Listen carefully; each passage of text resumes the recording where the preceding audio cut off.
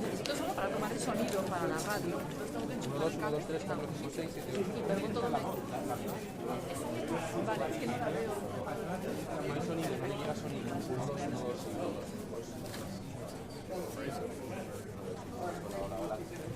Sí, 1, 2, hola. Sí, 1, 2.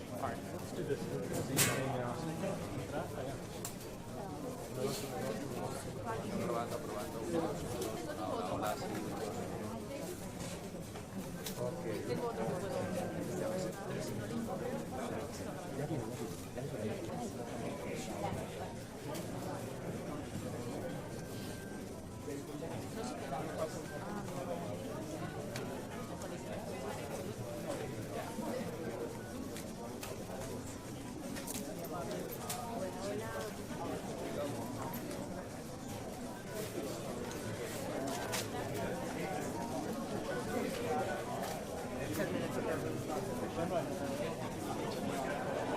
Thanks for all your help today. Thank you.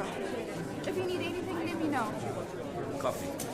Oh, I can do that, but not Cafecito. ever. 11:05 de la mañana, está a punto de comenzar. En cualquier momento María Corina Machado aparecerá en este estrado de la Heritage Foundation, en el auditorio lleno de periodistas a esta hora, esperando para preguntar a la líder democrática de Venezuela por su visita a Washington y por esta segunda jornada. La rueda de prensa comenzará, como digo, de forma inminente, y lo que todo el mundo quiere saber es, pues por ejemplo, qué le trasladó el presidente Trump a ella y sobre qué versó esa conversación. Es cierto que María Corina Machado ya avanzaba ayer que fue muy positiva, y el sencillo sobre el que habló NTN24 hacen una lectura realmente buena del encuentro con Donald Trump y posteriormente con senadores también en el Capitolio de Estados Unidos. Pero es ella sola voz quien se dirigirá de un momento a otro a la prensa para hacer balance para divulgar cuáles serán los próximos pasos, porque sabemos que va a permanecer en Washington al menos en el día de mañana, donde llevará a cabo un encuentro con la representante venezolana que se encuentra en la capital de Estados Unidos. Y hoy el gran acto es una rueda de prensa que comenzará en minutos. Pero antes, una pausa, ya regresamos.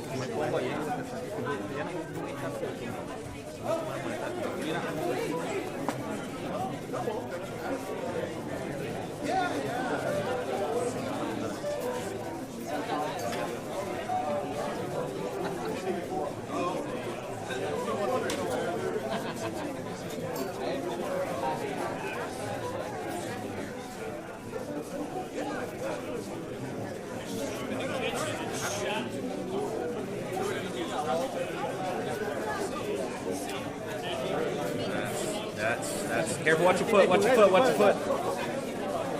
Yeah. Aquí ve. Henry, ponete aquí y cuando vayas en vivo salí, huevón. Ma'am. Ya ves que no te vas a poder poner. Venite Miss. para acá. Miss. Venite para acá. Miss. Excuse me. Thank you. It's a fire hazard.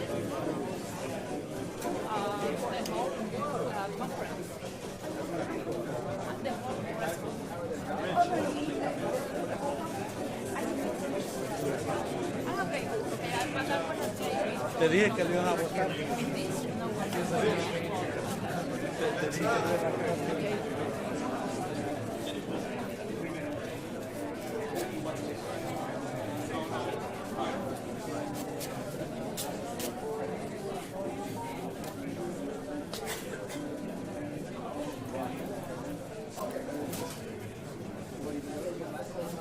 Gracias. You need the whole thing, baby.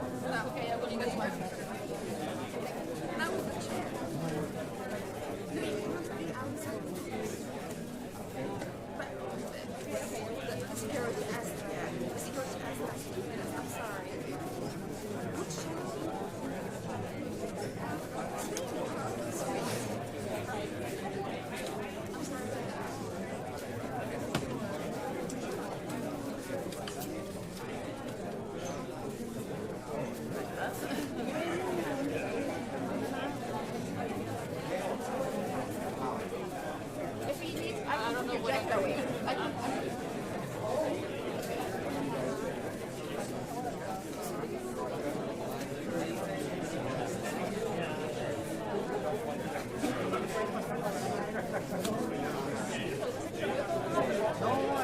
What was your name? Mira. John. Nice to meet you.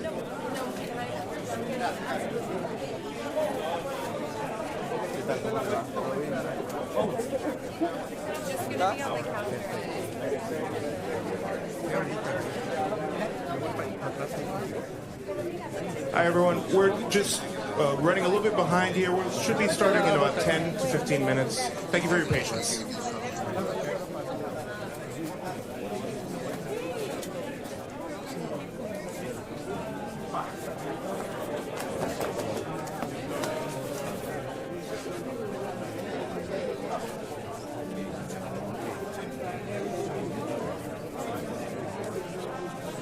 Hey, Christian, it's Josh. Hey, they just gave like the 15-minute, 10 minutes. They said 10-15 minutes before it gets started. 10 to 15-minute warning for the Machado.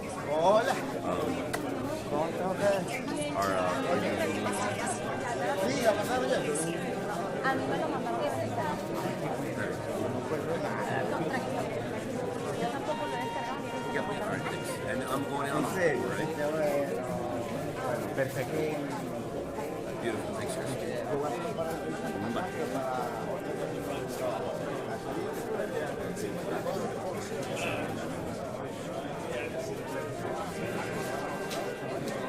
¿Qué tal? ¡Epa! Oye, hermano. Ah, bueno,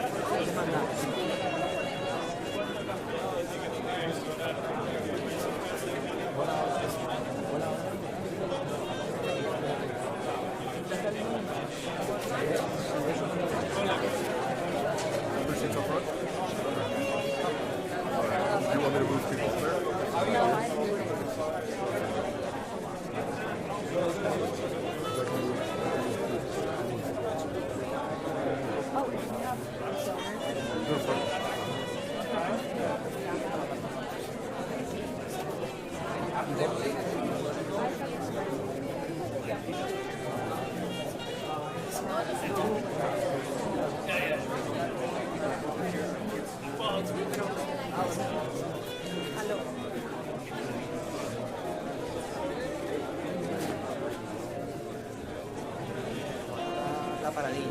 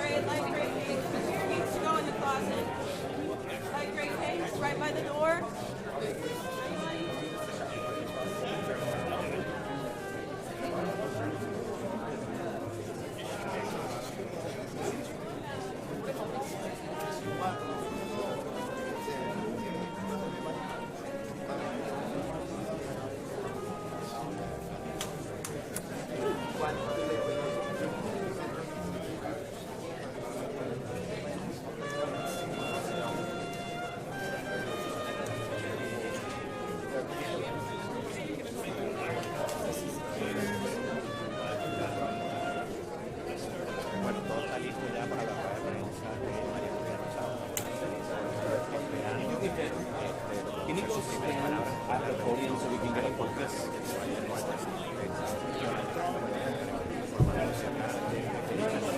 And then pretend you're his colleague.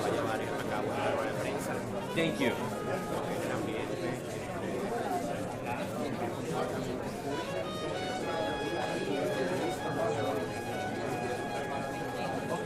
Pero porque no tenéis 1, 2, 3, 4, 5, 6, 7, 8, 9, 10,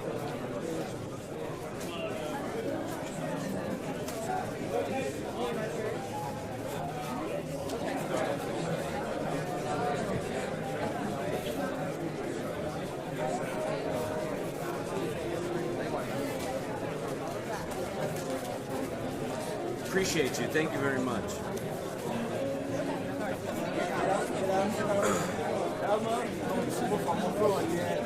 Thank you very much.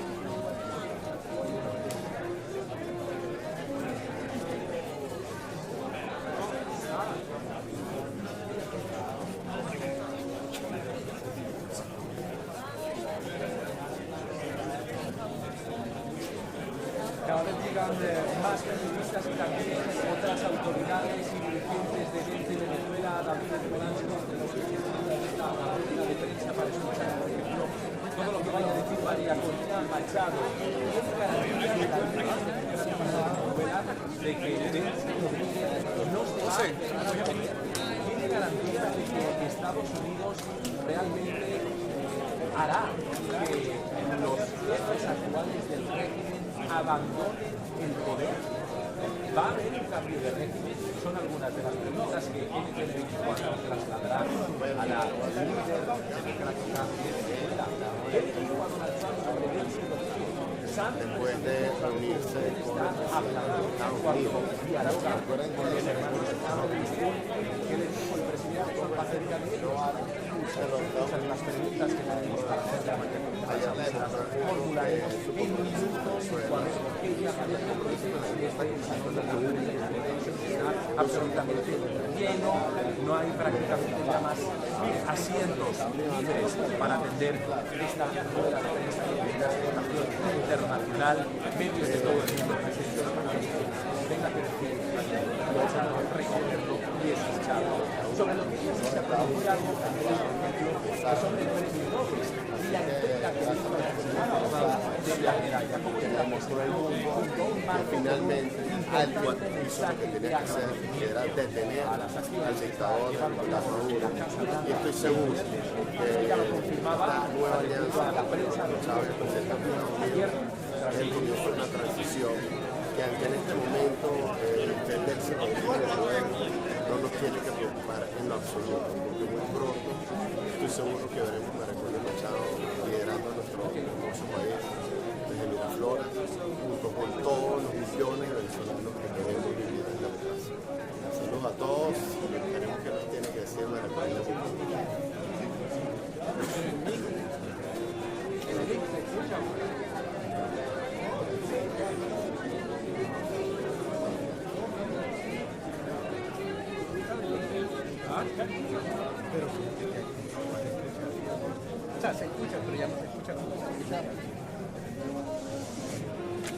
11 y 15 minutos a punto de comenzar, como decimos, esta rueda de prensa de María Corina Machado. Final mic check if you need. De la llegada de María Corina Machado a este salón de periodistas, una llegada que se va a producir en minutos. Check, check, check. Final mic check. Check, check, check. Final mic check. Thank you so much. Check, check, check. 1, 2, 3. Thank you so much. Okay, thank you so much. All right. Final mic check. Thank you so much. 3, 2, 1, 2, 3, 4, 5.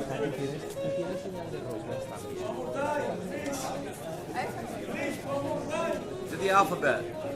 10, 9, 8, 7, 6, 5, 4, 3, 2, 1. Check, check. We all set?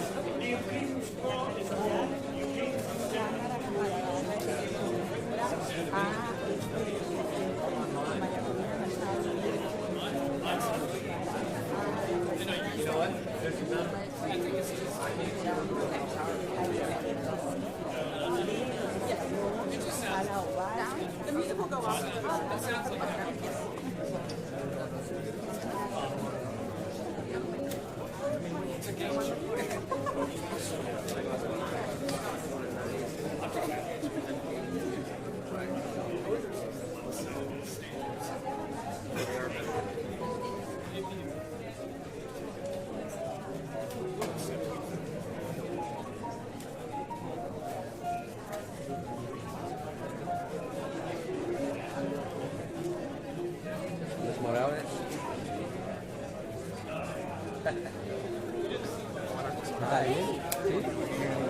Señor, ¿cómo está? ¿Todo bien?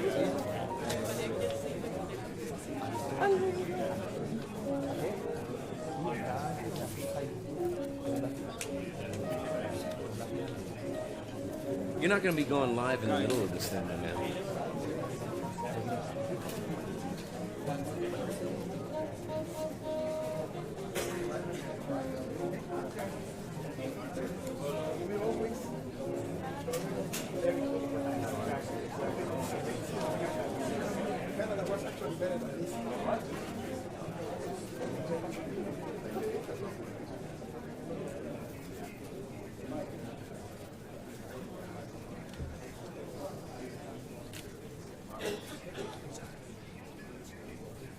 This is a final mic check.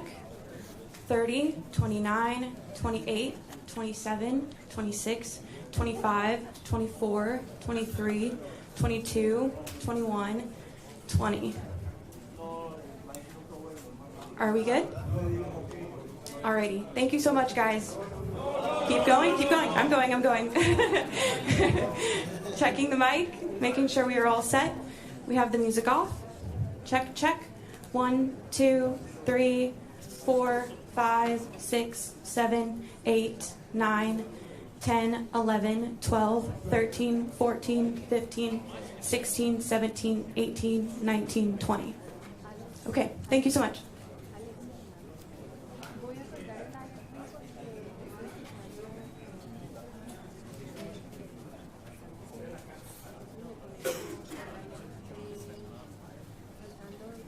Which side do you think you should go? Right or left?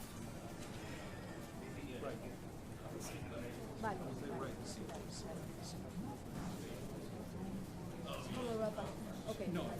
Gracias.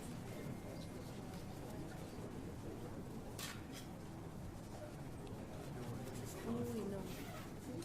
From over there. No, y no son de eso. Y no son de Is eso. there a staffer?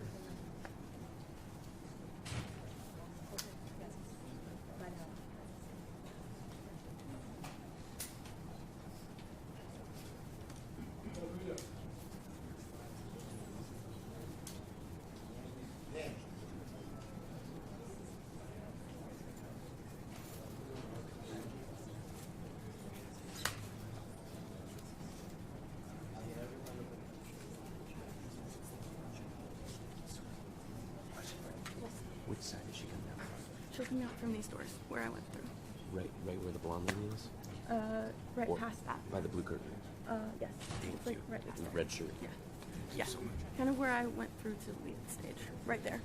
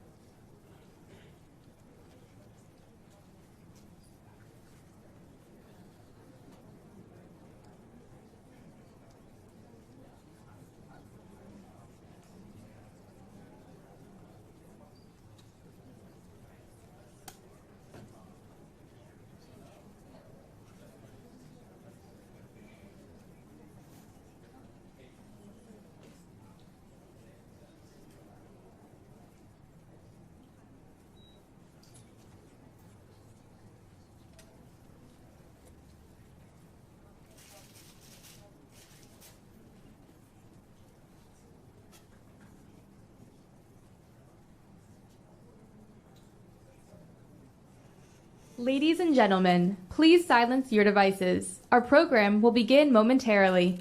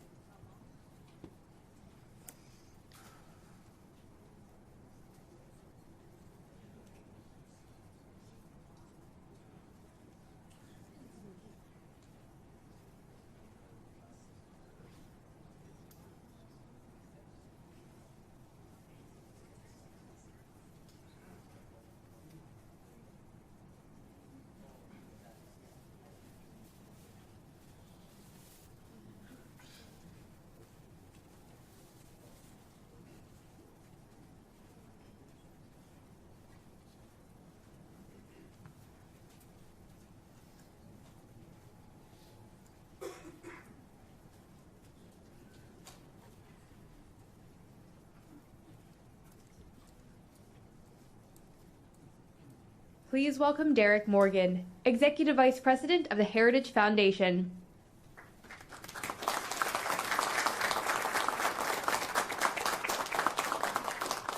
Thank you very much, and welcome everyone to the Heritage Foundation. We're delighted that you joined us today, and thank you for your patience as well as we undergo a historic event here. I have a few very brief words, and then I have the privilege of welcoming our distinguished guest, who will give remarks and then answer questions from the media.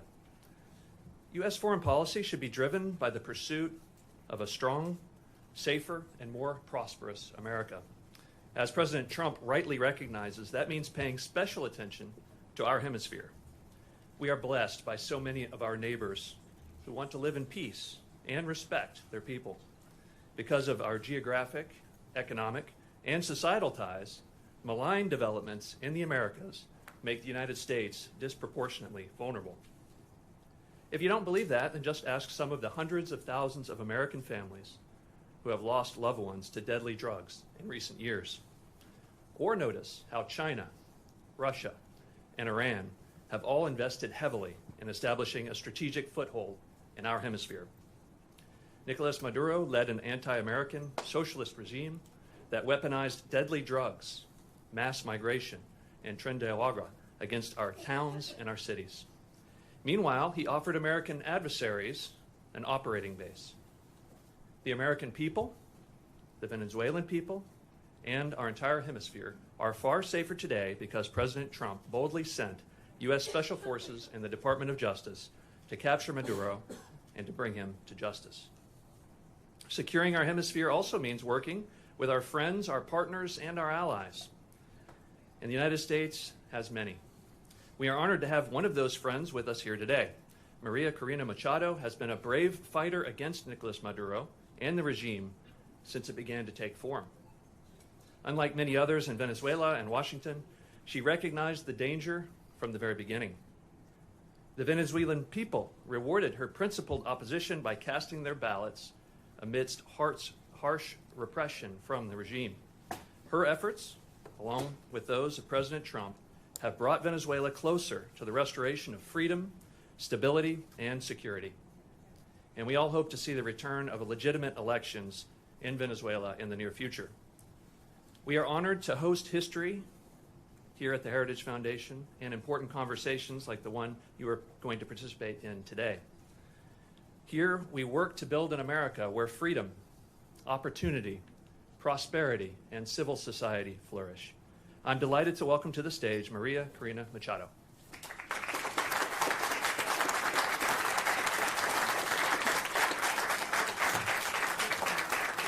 Thank you very much. Thank you very much. So, such a pleasure to be here. Very grateful to the Heritage Foundation and every one of you to join us this morning. I have to say that looking back what has happened in the last years and especially in the last days, it seems like a miracle to be sitting here in a free country in front of people that have also given their lives to fight for freedom and justice and democracy. And that's why I am very honored, not only with the Heritage Foundation, but with every single citizen of this country that has welcomed us and has honored the immense struggle that the Venezuelan people has fought for so long. And finally, we can say that we are, yes, the threshold of freedom. On January 3rd, 2026, a new milestone was achieved, and we are definitely now into the first steps of a true transition to democracy that will have not only immense impact in the lives of all Venezuelans, those who stayed in our country, those who have been forced to flee around the world, but that will have immense impact in the region, in our hemisphere, and I will say even further in the whole world. Because what we have proven is that a people determined to be free, even without resources, without money, without the free press supporting, even facing the most cruel tyranny, can prevail, because the force of conviction and the force of love is the strongest of all. I am very proud to be part of this generation of Venezuelans. Most of them have never known what it means to live in freedom or what it means to be part of democratic society, but they have risked their lives, their loved ones, everything they have, because they share that dream to live in a free country. It's all about human dignity. It's all about justice. It's all about love. And it's love for our children, love for our country, and love for freedom that has brought us here. Now we face a very complex and delicate process. And as Venezuelans, we are absolutely grateful to President Trump, his team, his administration, and the people of the United States, because it took a lot of courage to do what he did. And he did it, yes, on behalf of the American people, but also because he cares for the people of Venezuela. And he told me that yesterday. And I think that was the most important message I can bring back to my country. Tell the Venezuelan people that the American people and the President of the United States truly cares for the life, the well-being, and the future. I'm certainly talking about are political prisoners, and all those have been persecuted, those who are all today in exile. But I'm also talking about those children that are growing without their mothers because they had to flee to send food back, that are growing without education because public schooling in Venezuela works 2 days a week because teachers earn $1 a day and they need to get other jobs in order to eat, that are growing without health and food. And we have the generation that is suffering the highest levels of malnutrition in a century. That's our children right now. And it is because of them.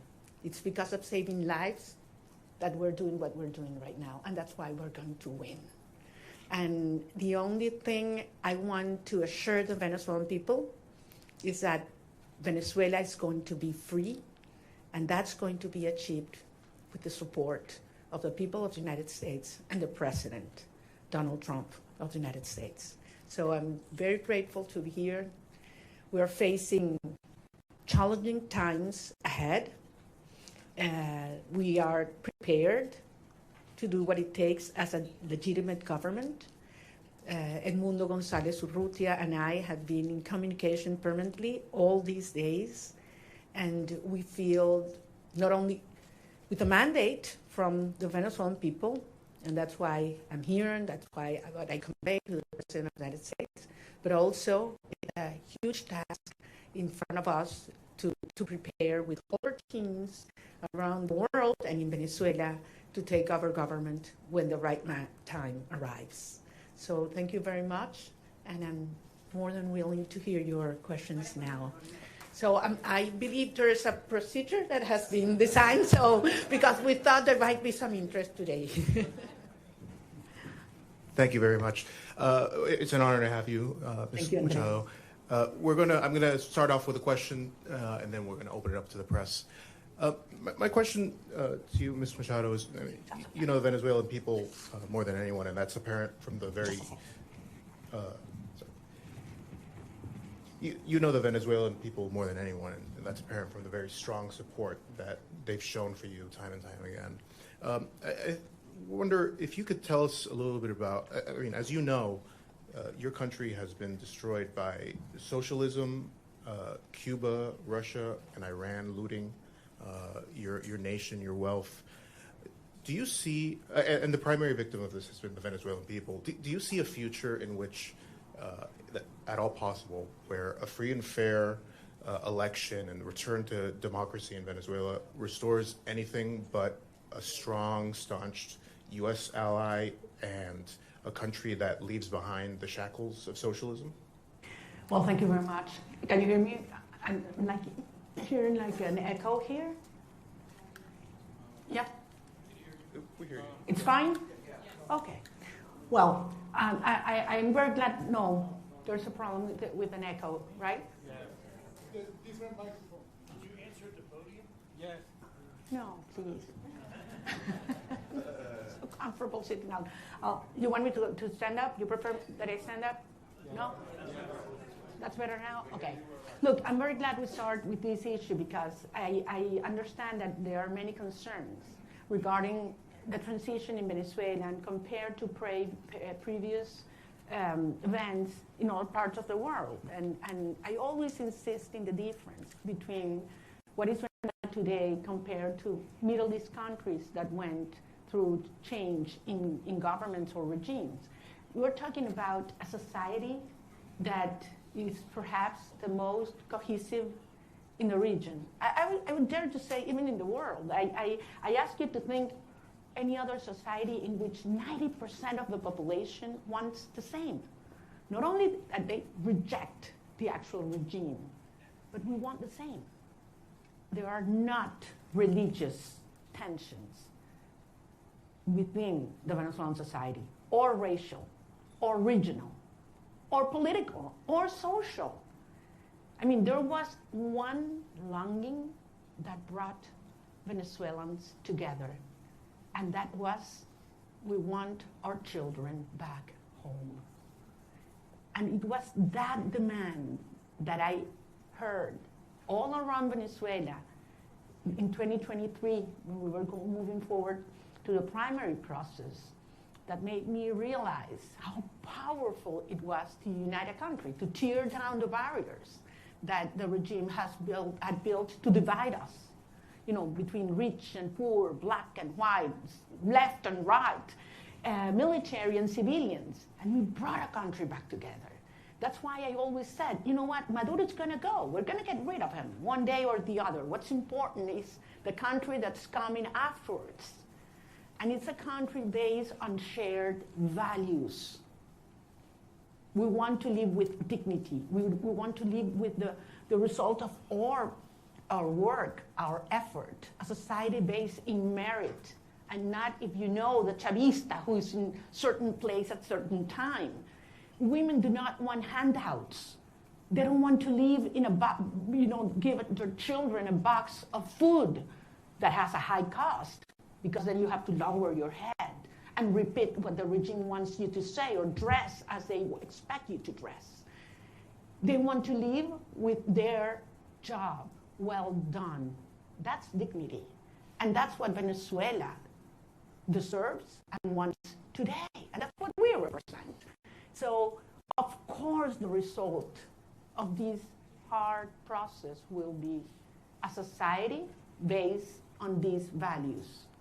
A society that is profoundly pro-America. And I want to insist on this. Delcy Rodriguez, yes, she's a communist. She is the main ally and representation of the Russian regime, the Chinese and the Iranians. But that's not the Venezuelan people, and that's not the armed forces as well. So I am profoundly, profoundly confident that we will have an orderly transition. This is a complex phase we are right now. Some of the dirty work is being done by them. But then the result of a stable transition will be a proud Venezuela who is going to be the best ally the United States has ever had in the Americas.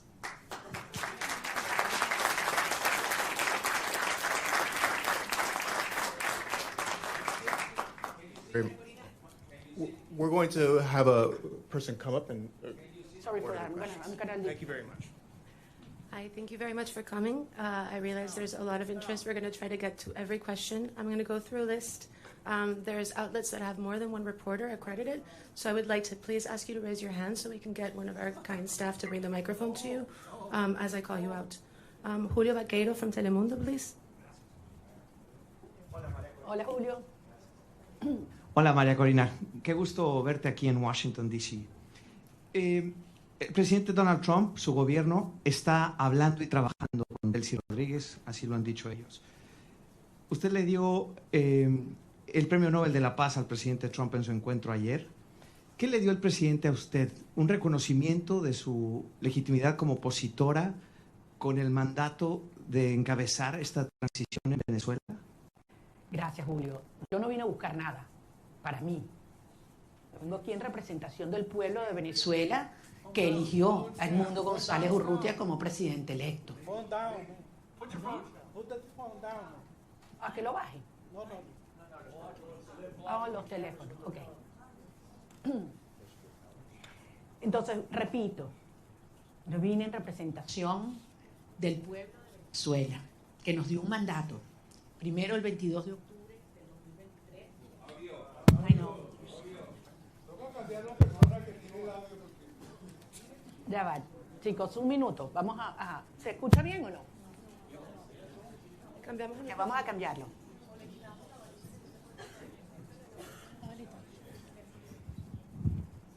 Ok, ahora está mejor. ¿Ahora sí? Ok, voy a repetir la pregunta la respuesta a la pregunta de Julio. Les decía, yo vine a reunirme con el presidente de los Estados Unidos en representación del pueblo de Venezuela, que nos dio un mandato. El 22 de octubre del 2023, cuando yo recibí más del 92% de los votos en las primarias, y el 28 de julio de 2024, cuando Edmundo González Urrutia, en las condiciones más extremas y fraudulentas, recibió el 67% de los votos de los venezolanos y lo probamos. Y lo probamos. Vine a recibir de parte de él un mensaje para los venezolanos. Y es la seguridad de que contamos con los Estados Unidos para avanzar en una ruta donde se haga respetar la soberanía nacional, la libertad, la democracia y la justicia.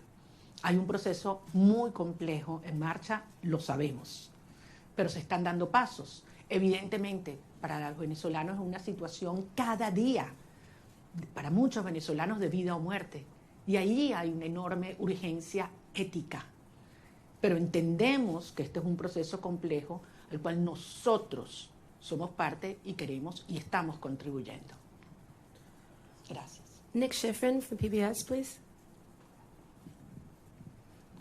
Hola, María Corina. Thank you so much. It's great to see you in person after seeing you virtually for the last few years. 2 questions, if I could, similar to what you just answered, but in English. You had a very good meeting with the president yesterday, but he still maintains a positive relationship and positive language about Delcy Rodriguez. The CIA director was just there. So what's your message to the president and to the United States when U.S. policy is still to support the Chavismo government that still exists in Caracas? And I have to ask, your statement last night said that you felt like you were going to die at one point when you left Venezuela in the boat. Can you just tell us exactly what happened in that moment when you were in that boat? Thank you. Well, regarding all the details of how and when I left Venezuela, for the protection of those involved and help me get here, I will wait until the regime is no longer in capacity to harm them, to share that in detail. Yes, there was a certain moment in the trip, in the boat, where I was hurt because the waves were very high, over 6 feet, and there was a strong wind, and we got lost in the ocean. We lost the sign of the GPS, and the satellite phone stopped working, and Starlink antenna did not work as well all at the same time, so it was very risky, dangerous, and scary moment, I have to say. And it lasted several hours. But at the end, as I say, you know, we have moved ahead de la mano de Dios. And that's why I believe it is a miracle, and I'm here. And I know that someday I will be able to tell you all the details and thank personally all those that risked their lives in order for this to happen, because they knew it was very important for our cause that I was able to leave my country at that moment. Regarding your first question, look, this has nothing to do with a tension or decision between Delcy Rodriguez and myself. This is about the cartel and justice. This is about a criminal structure that is the regime and the mandate of the Venezuelan people. That's what's at stake at this moment. I'm just one member of a huge movement of millions of Venezuelans that have decided and are committed to be free. And I have no doubt that President Trump, his administration, and the people of the United States support democracy, justice, freedom, and the mandate of the people of Venezuela. I have absolutely no doubt, not only because it's in the well-being of Venezuelan people, but as I say, because it's crucial for the American people. The United States today is a safer nation after January 3rd. And once the regime is out and the transition is accomplished, the United States will not only be a safer nation, but one that will have more prosperity and strength in our hemisphere. Can we get Eric Martin from Bloomberg, please? I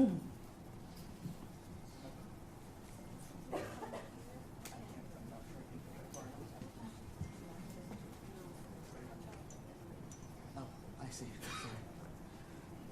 Thank you.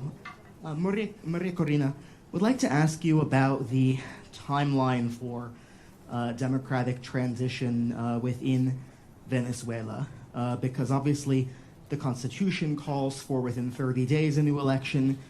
You've already been recognized by a number of countries, including the US in 2024, Edmundo Gonzalez as having won that election, and accusations that the election was stolen by the Maduro regime. As you've mentioned, you overwhelmingly won the primary in 2023.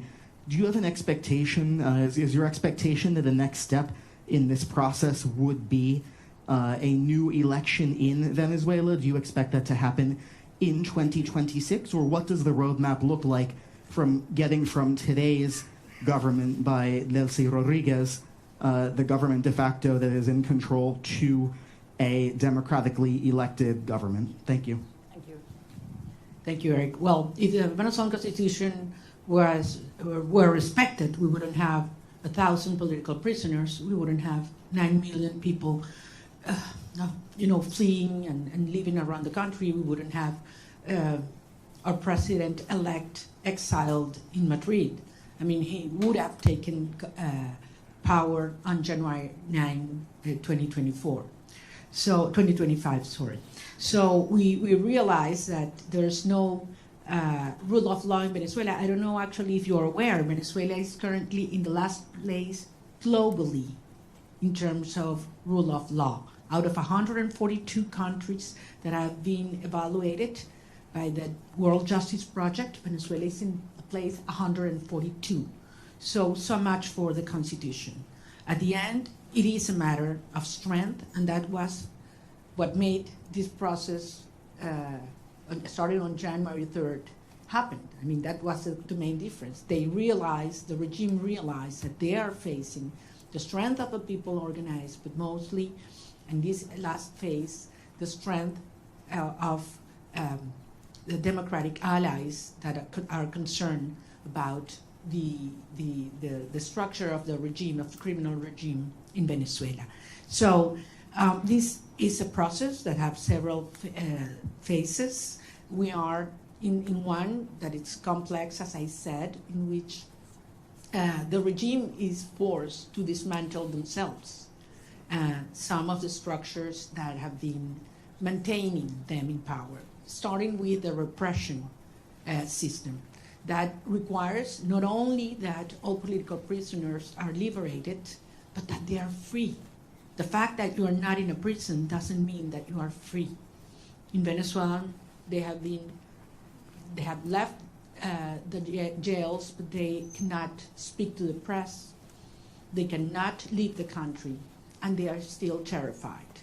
All torture centers have to be closed, and certainly there have to be guarantees for journalists to speak out, and those who have left the country to come back and organize and make the will of the people be respected. Eric, believe me, I understand the urgency. I have been speaking with the families, not only of those that have been freed, liberated these last hours, but especially with those that have not, and that they don't know where their loved ones are right now. They have simply disappeared. I'm talking about hundreds of people. Actually, we found out in these last hours that there were more political prisoners than we thought, because many families had been scared just even to denounce that their loved ones had been in prison or disappeared by the regime. So some of those that have been liberated were not even registered by us. So, and this is still in place. I mean, there is a criminal structure of terror not only on the civilian population, but also in the military. So that one of the main urgencies and priorities that have to take place in the days to come is we need to dismantle that terror structure by the DGCIM or La Casa Militar, which are those that have committed crimes against humanity and that are those that have not only the civilian but the military under terror and neutralized. Once these steps are taken, then we can move forward in the reinstitutionalization of our government, and eventually we will have free and fair elections.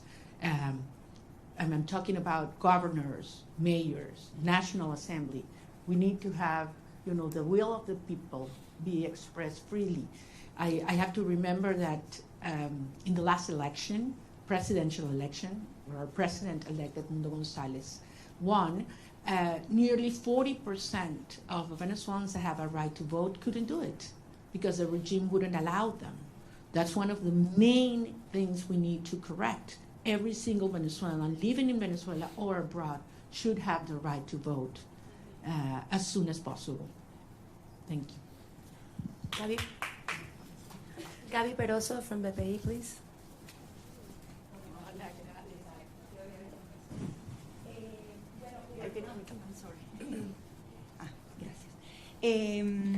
Quería que nos dijeras lo que se pueda revelar de la reunión con el presidente Donald Trump, por ejemplo, la importancia del reconocimiento al presidente electo Edmundo González, un cronograma electoral, eso se habló, hay posibilidades ciertas de esas dos cosas. Y en segundo lugar, una pregunta que se hacen los venezolanos, tu retorno a Venezuela, saliste con condiciones distintas, ahora Estados Unidos también está involucrado en eso. También se habló de eso con el presidente Donald Trump, la conveniencia que vuelvas o no, y para poner lapsos a Carnaval, Semana Santa, ¿cómo lo podemos medir? Porque los venezolanos se lo preguntan. Gracias, Gladys, te entiendo, porque como lo dije antes en inglés, para nosotros es un tema de vida o muerte. Miles de venezolanos cada día que pasa. Es una tortura, es una tragedia y es un tema de la urgencia ética asociada a poder realmente iniciar un proceso de reconstrucción del país y que regresen los venezolanos que se han ido. Como ustedes comprenderán, los detalles de la conversación con el presidente no lo voy a hacer público, es parte, por eso fue una conversación privada y yo soy rigurosamente respetuosa de los términos de cada conversación. Sí, porque esto depende de lo que yo dije y que además lo he dicho públicamente, voy a decirles que por supuesto que insistí en mi deseo de regresar a Venezuela lo antes posible. Y lo voy a hacer. Voy a regresar a Venezuela lo antes posible. Y evidentemente fue un tema que discutimos y todo lo que ello implica. Pero no soy solo yo. Son millones de venezolanos, otros compañeros, líderes políticos de otros partidos que también quieren hacerlo. Incluso ayer algunos senadores hablaban de ir a Venezuela, lo dijeron públicamente, lo declararon, y bueno, quizás hasta podemos ir juntos. Es decir, yo creo que hay mucha gente en el mundo preparándose para ir a Venezuela, porque sabemos que este es un proceso irreversible. Puede tomar un día más, puede tomar un día menos, puede haber alguna fase que no nos la habíamos previsto o que no nos gusta.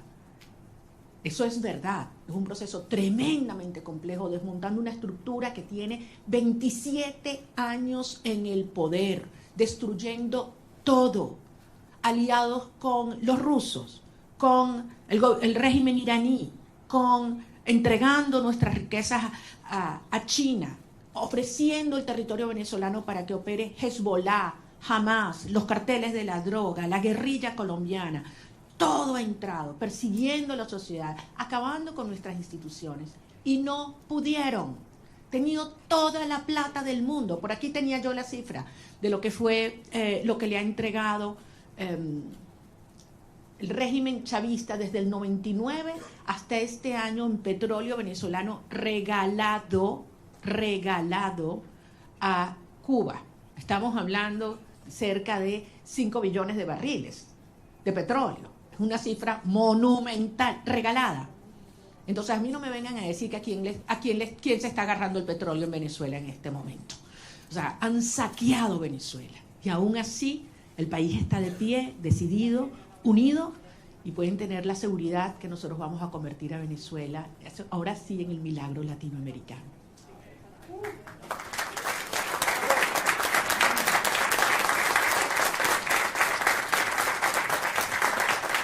So this was this was supposed to last until noon. It is now noon, but if everyone's game to stay, we stay.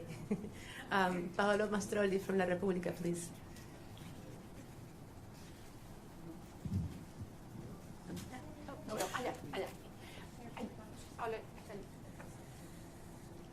Thank you very much for doing this. You met in Rome with Pope Leo. Can you talk about what you discussed with him, if the Holy See is willing and able to help you in this transition? Thank you very much. That was a very important meeting. I'm a Catholic, as you know, and believe me, during my trip, I prayed a lot.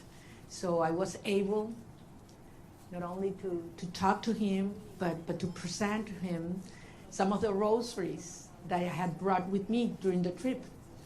And it was a day that marked my life in a personal dimension, but also I had a reassurance of the Holy Father that he knows very well what's going on in Venezuela. He knows what the Catholic Church is going through because of the persecution and pressure on our bishops and priests and nuns.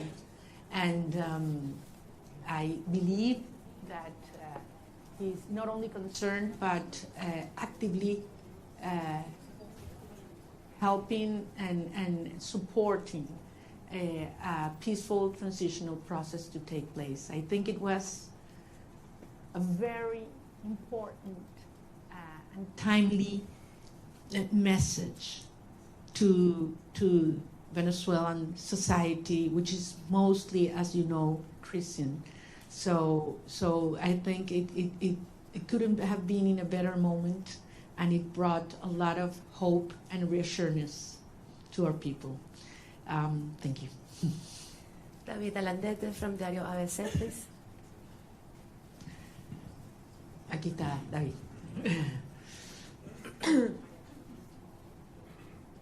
Tú no me vas a hacer preguntas porque tú sabes más que yo. No, no me digas eso. Yo me entero de todos los detalles de mis reuniones por ti, entonces. Okay.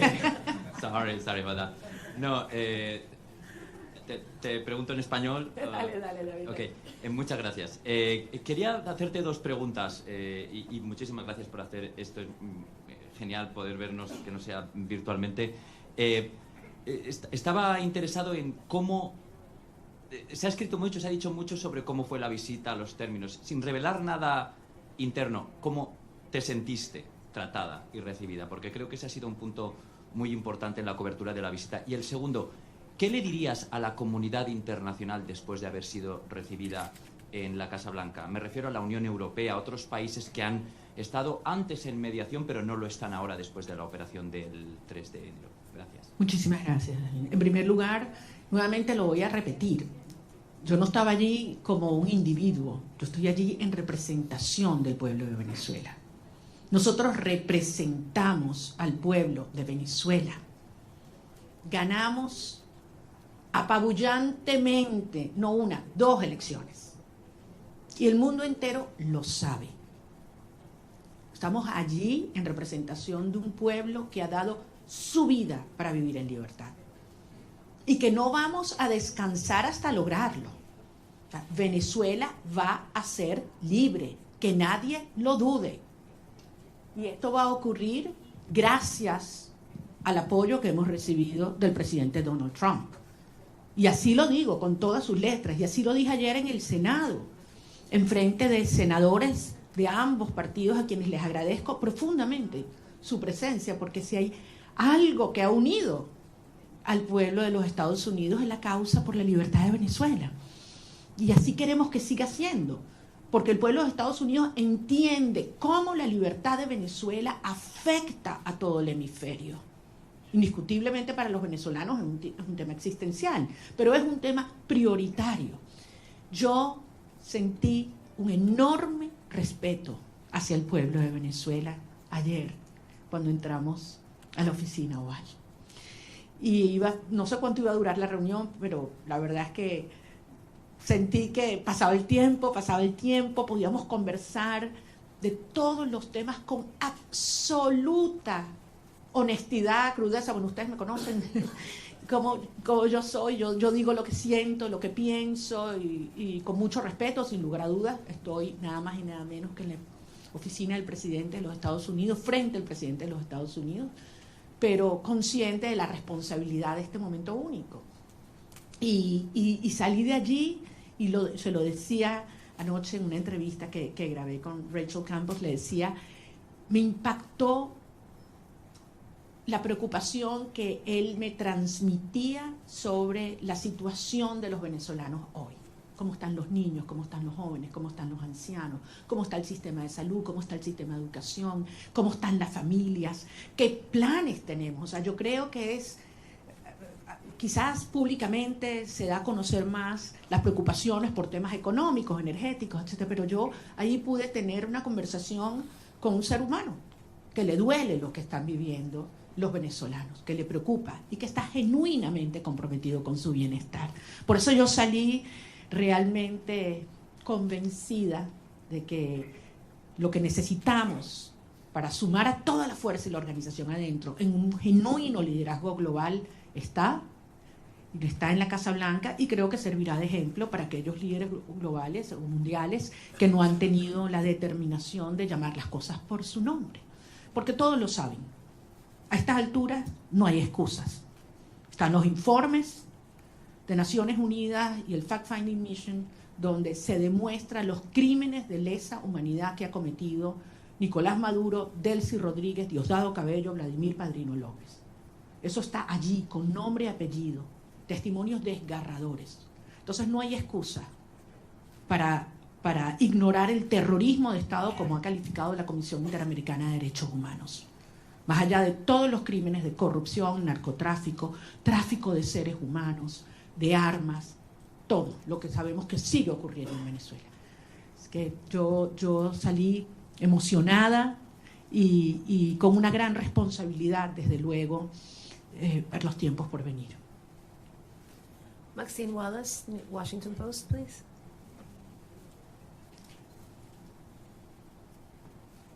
Maxine is not here. Washington Post. Washington Post, here.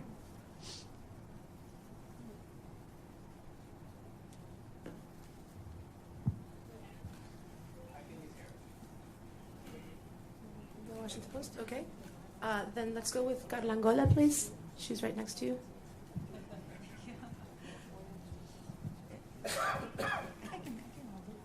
Ok, perdón. ¿Cómo estás, María Corina? Quería solo algunos detalles, ¿no? El primero que siempre me ha dado curiosidad sigue siendo, ¿cómo fue esa primera noche en la que dormiste sin estar en clandestinidad, sin haber estado todos esos años sin poder salir del país? Es decir, dormir una noche sin la sospecha o el peligro de que alguien te fuera a buscar. Eso siempre me dio curiosidad, que si lo pudieras compartir.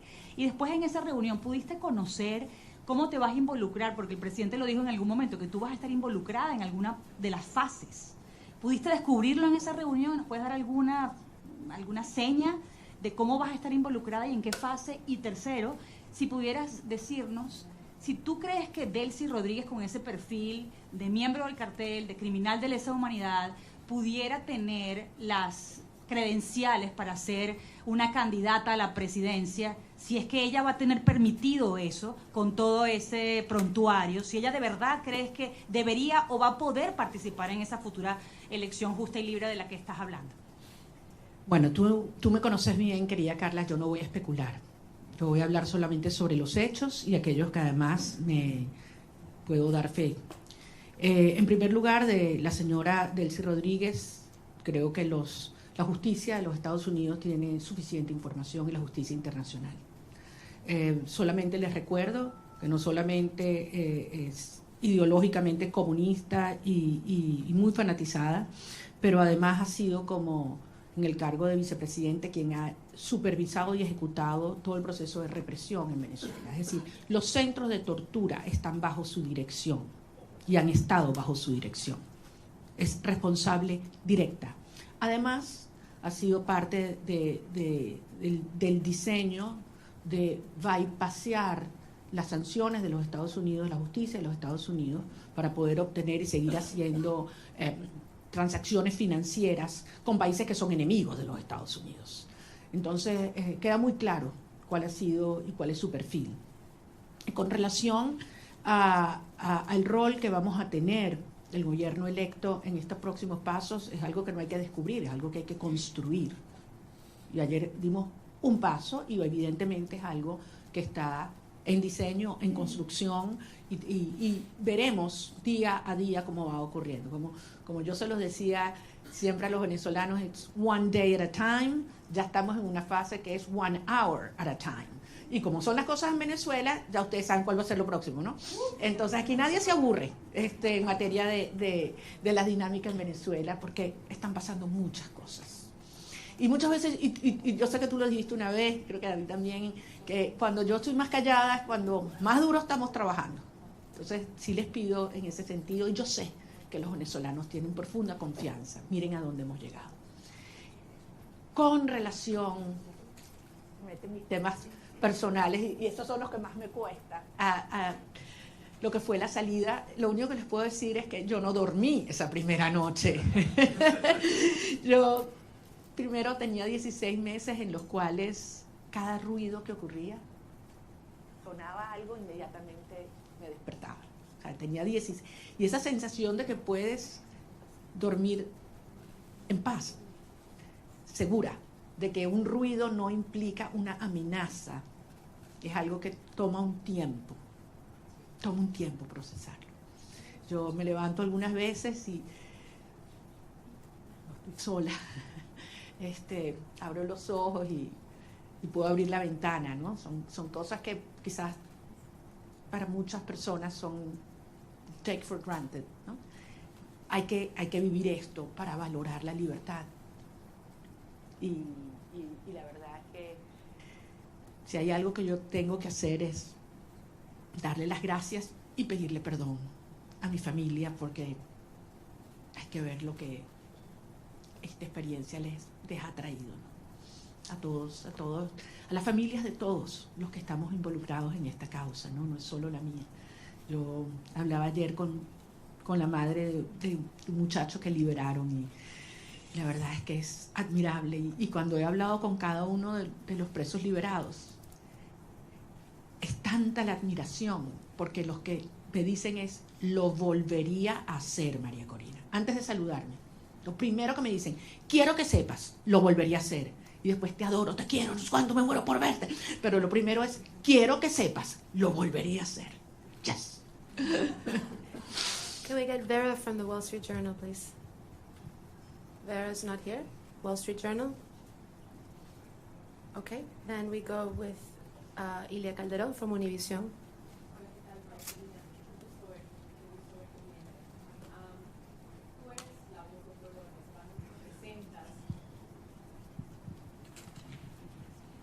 Tú eres la voz del pueblo venezolano y representas al pueblo venezolano. Delcy Rodríguez está en este momento al frente del gobierno de Venezuela. El presidente Trump ha tenido palabras para elogiarla y ha dicho que su gobierno está trabajando muy bien con ella. ¿Qué te garantiza a ti que va a haber una transición? Y si no temes que este hecho de que se lleven bien y de que estén trabajando bien lleve a que se perpetúe el régimen en el poder, en detrimento sobre todo de los venezolanos que están en Venezuela. Perfectamente tu preocupación, porque al final eso es lo que ellos han hecho. Pero recordemos, 17 iniciativas de diálogo. Esta no es la primera, de aproximación o negociación, acuerdo. 17. Todas, absolutamente todas, lo que el régimen buscó fue ganar tiempo, legitimidad y plata. Y se salió siempre con la suya. Todo lo que se comprometían a hacer lo violaron siempre. Entonces, es lógico que el pueblo de Venezuela tenga esta preocupación. Pero la señora Delcy Rodríguez en este momento lo que está es cumpliendo órdenes. Ella no está en un acuerdo a motus propio, ni cómoda. Ella está cumpliendo órdenes, porque al final, si algo demostró el 3 de enero, es que tenía que haber una amenaza real, tenía que haber fuerza real. El costo de quedarse en el poder tenía que ser más alto que el costo de la salida para que se diera este cambio de actitud en el régimen. Y los venezolanos hicimos todo lo que nos correspondía en términos de la organización, la movilización, la victoria electoral.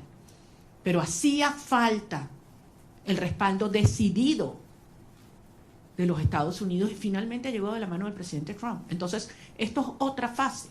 Ahora bien, se tiene hoy un sector que está cumpliendo en el desmantelamiento del otro sector del régimen. Eso existe. Y desde luego se tiene la fuerza real y la amenaza del gobierno de los Estados Unidos. ¿Qué falta aquí? ¿Qué falta aquí en este análisis?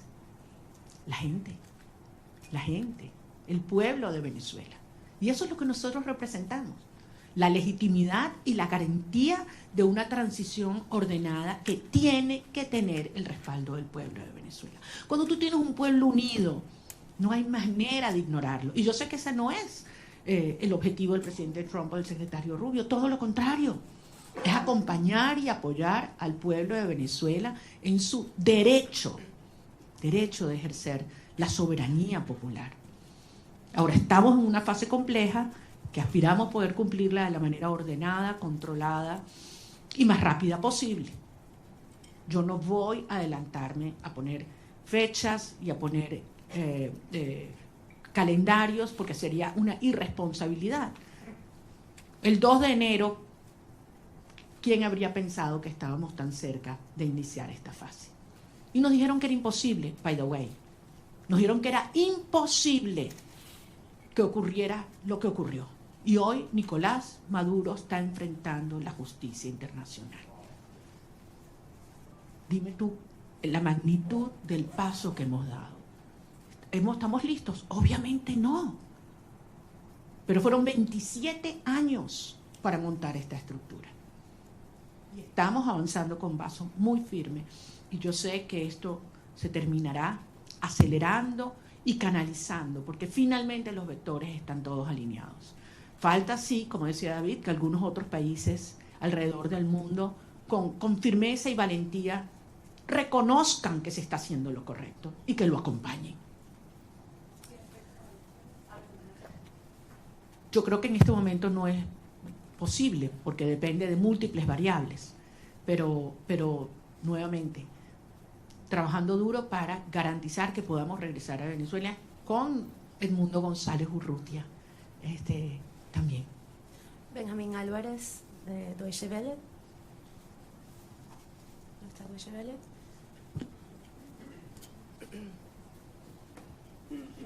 Muchas gracias. Una pregunta refiriéndome a lo que acaba de mencionar de que Delcy Rodríguez está recibiendo órdenes y no está cooperando con la administración Trump. ¿Cómo ve esta reunión de 2 horas que sostuvo Delcy Rodríguez con el presidente de la CIA el día de ayer? ¿Y no le preocupa esta cooperación tan cercana que está buscando la administración de Trump con ella y con la gente cercana al régimen? Yo no quiero especular, no conozco los detalles. Ahora, si los Estados Unidos obtienen la información que necesita por parte de esta señora, yo creo que ese es el tipo de cooperación que nosotros esperamos, sin duda, y nos conviene, sin duda. Yo entiendo que para muchas personas esta es una situación difícil de entender. Para muchos venezolanos quisiéramos que esto evolucionara probablemente de una manera más rápida y trabajaremos para que así sea. Pero desde luego, pocas personas tienen tanta información sobre la estructura criminal de la tiranía como quien fue parte de su diseño. Así que sin duda tiene información que le debe ser de altísimo valor al director de la CIA. We're going to take a couple of questions in English. Eric from Politico, are you here? Please.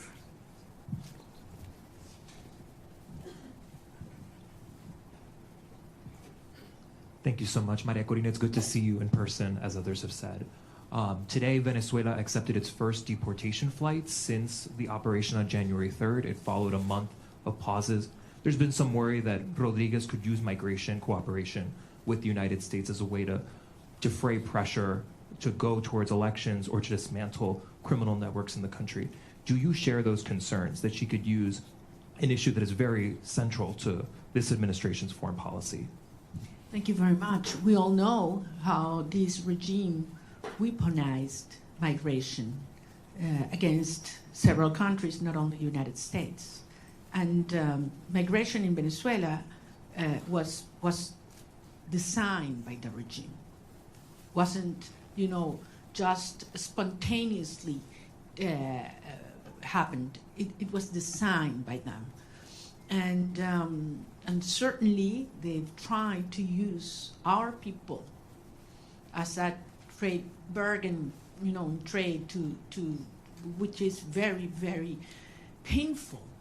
But I think everybody knows that the only way that we can have people on their own means, and talking hundreds of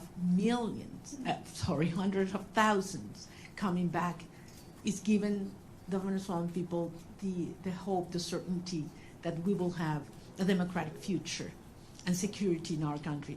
It's not a matter of having all economic problems solved. People are willing to go back to be part of the solution. But if they have, hope that we will have a freedom and democracy in the future. So I think it is clearly in the best interest of the United States and those that are concerned about migration to have a transition take place as soon as possible, because you will see millions coming back home. I have several accredited journalists from the AP. I don't know who wants to take the question. Josh Goodman from Associated Press. Hi, Maria Corina. Thank you. Lots of questions still about the meeting yesterday with President Trump. I just have three specific ones. Did you urge him to seek the arrest of Diosdado Cabello? Did you urge him not to meet with Delcy Rodriguez, as he's indicated he would? And did you urge him to not allow Delcy Rodriguez to reopen the Venezuelan embassy in Washington? Those are three specifics. Want to know what your position on those are. Thanks. Well, I think I don't need to urge the president of specific things. I think it's very clear what has to be done right now. We exchange views about the implications of several actions. And I just want to tell you that I was very impressed of the degree of information he has, how closely he follows the situation in Venezuela, and how much he's concerned about the well-being of our people. Certainly, we did talk about the political prisoners and their families, and the importance to stop repression from the root in Venezuela right now, because you cannot talk of a transition, even in its first steps, if there's still repression in our nation. The Daily Signal.